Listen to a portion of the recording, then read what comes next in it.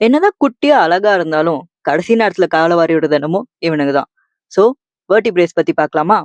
வெர்டிபிரேஸ்ல நம்மளுக்கு cervical, thoracic, lumbar, sacral, காக்ஸிஜியல் இருக்கு. Sacral and காக்ஸிஜியல் mostly ஃபியூஸ்டா இருக்கும். டோட்டலா நம்மளுக்கு 33 வெர்டிபிரேஸ் இருக்கு. டிபிக்கலா ஒரு வெர்டிபிரேல என்னென்ன பார்ட்ஸ் இருக்குன்னு பார்க்கலாம்.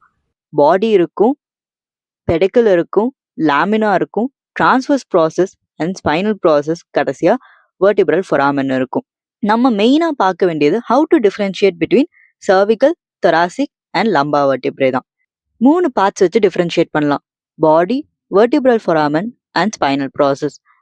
பாடி ஸ்மாலஸ்டா வந்துட்டு சர்விக்கல்ல இருக்கும், லார்ஜஸ்டா லம்பார்ல இருக்கும், தொராசிக்ல வந்துட்டு ஹார்ட் ஷேப் மீடியமா இருக்கும். Next vertebral foramen.